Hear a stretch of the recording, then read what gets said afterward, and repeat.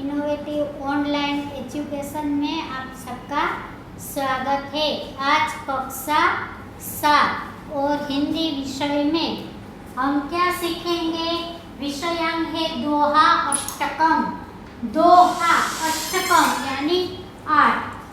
हम दोहे 8 सीखेंगे। तो दोहे का मतलब क्या होता है?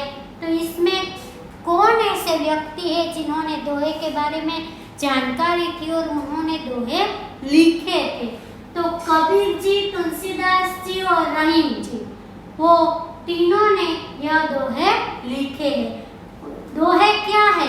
तो के अनमोल निधि है। निधि यानी भंडार, खजानो, अनमोल खजानो है। उसमें क्या होता है? इसमें सरल, सहज व्यवहार, गुण, स्वभाव, नीति, रीति आदि के परिचय कराते हैं। दोहे में वो सब बातें आ जाती है। सरवर यानी सरोवर, संचही यानी संग्रह करना, सुजानी यानी चतुर, बड़ेन यानी बड़ा, तलवार यानी तलवार, पंथी यानी मुसाफर, यात्री, राही, सूप यानी अनाज, फटकने का छाज એટલે આપણે સુપડું કહીએ છીએ ને એ, સાર यानी निष्कर्ष, सारांश, थोथा यानी निकम्मा, कचरा, बलाई यानी आपत्ति, आफत, विपत्ति, भ्रांति, भ्रांति यानी तरह तरह, भिन्न भिन्न, हाय यानी बद्दुआ, भस्म यानी रात, चटका यानी शीघ्र, तुरंत, कौरन, तरुवर यानी पैर। दोहा अष्टकम कबीर, तुलसीदास जी और रहीम जी। दोहे हिंदी भाषा साहित्य की अनमोल निधि है। दोहे व्यवहारिक दृष्टांतों के माध्यम से सरल सहज रूप में जीवन, लोक व्यवहार, गुण, स्वभाव, नीति, रीति आदि के परिचित कराते हैं। और प्रस्तुत इकाई में कबीर, तुलसीदास और रहीम के चुने गए ऐसे ही दोहे संकलित है। चुने गए यानी जो अच्छा है, बढ़िया है, सबको अच्छा लगता है, वो ही दोहे यहाँ पे हमें सीखने हैं। कबीर जी, तुलसीदास जी और रहीम जी के बारे में हम जानकारी लेंगे। कबीर जी ये 15वीं शताब्दी के कवि है। ये बड़े संत थे। उन्होंने हिंदू और मुसलमानों को उनकी गलतियों के लिए फटकारा है और दोनों को हिल मिल रहने का उपदेश दिया है, यानी सबके साथ हिल मिल कर रहना चाहिए। तुलसीदास जी है, ये 16वीं शताब्दी के प्रसिद्ध राम भक्त कवि है। उन्होंने रामचरितमानस नामक प्रसिद्ध ग्रंथ लिखा है। और रहीम, तो इनका पूरा नाम है अब्दुल रहीम खान खाना। ये बड़े उदार और अनुभवी थे। हिंदी में उन्होंने बहुत ही सुंदर दोहे लिखे हैं। अब दोहे के साथ। बड़ा हुआ तो क्या हुआ, जैसे पेड़ खजूर, पंथी को छाया नहीं, फल लागे अति दूर। साधु ऐसा चाहिए, जैसा शुभ सुभाय, सार सार को ग्रही रहे, थोथा दे उड़ाए। माखी गुड़ में गड़ी रहे, पंख रह्यो लिपटाए, हाथ मले और सिर धुने, लालच बुरी बलाए। तुलसी इस संसार में भ्रांति भ्रांति के लोग, सबसे हिल मिल चाल, चालिए नदी नाव संजो। तुलसी हाय गरीब की, कबहु न राखी जाय, मुँह ढोर के चाम से, लोह भस्म हो जाए। पहला दुआ। बड़ा हुआ तो क्या हुआ, जैसे पेड़ खजूर, पंथी को छाया नहीं, फल लागे अति दूर। बड़ा हुआ तो क्या हुआ, बड़ा એટલે મોટું, લાંબુ હોય, વધારે ઊંચું હોય, લાંબુ હોય, તો કે એમ કહે છે કે બડા હુઆ તો એટલે શું થયું? મોટું હોય, ઊંચું હોય, લાંબુ હોય, ઘટાદાર, સરસ ઊંચું હોય, તો એનો અર્થ શું? જૈસે પેડ ખજૂર એટલે એનો દાખલો આપ્યો છે કે દાખલા તરીકે ખજૂરનું પેડ, ખજૂરનું ઝાડ હોય છે ને મિત્રો, એ નીચે નાનું નથી હોતું, એ ખૂબ જ ઊંચું હોય છે. અને પંથી કો છાયા નહીં ફલ લાગે હતી. પંથી એટલે મુસાફર, રાહી, કોઈ પણ વટે માર્ગું રાહી મુસાફર રસ્તા ઉપર જતા હોય, બહુ ગરમી થાય, બહુ થાક લાગે અને ઝાડ પેડની નીચે બેસી અને થોડોક આરામ મળે, સરસ હવા મળે, શાંતિથી આરામ કરે અને બેસે, બરાબર છે.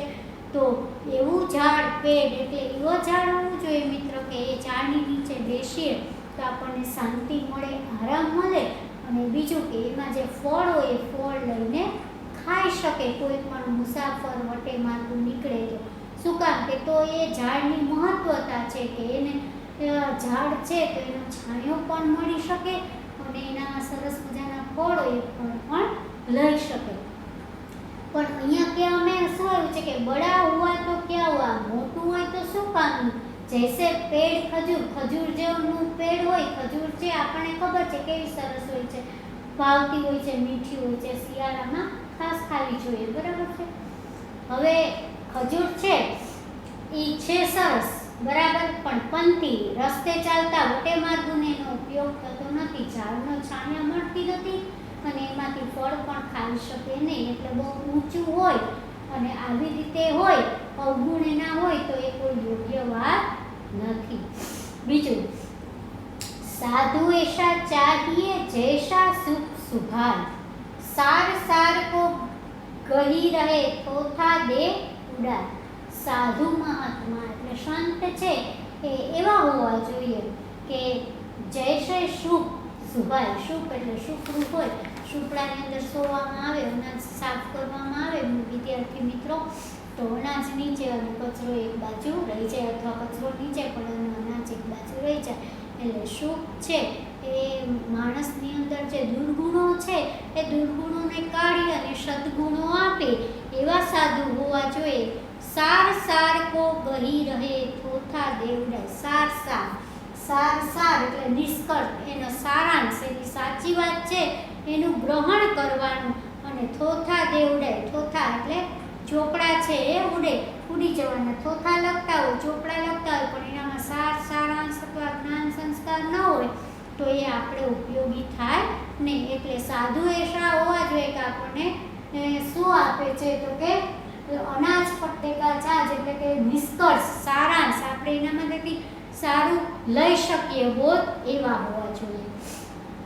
માખી ગુડ में गड़ी रहे पंख રહ્યો लिपटाए, हाथ मले और सिर धुने लालच बुरी भलाय. माखी गुड में गड़ी રહે, ગુડ એટલે ગોળ, માખી છે ગોળને જોવે એટલે એમાં પ્રવૃત્તિમય થાય, એ ગોળની આજુબાજુને ગોળની અંદર જતી રહે એવા પ્રયત્ન કરે. પંખ રહ્યો લીપટાય, એમાં પાંખ લીપટાવીને એટલે પાંખ રાખીને માખી છે એ સતત આંટા મારતી હોય છે એમાં રે. હાથ મળે ઓર સિર ધૂને, હાથમાં મળે અને સિર ધૂને એટલે સિરે ભરાઈ જાય, હાથ ને બધું એકદમ ભરાઈ જાય છે.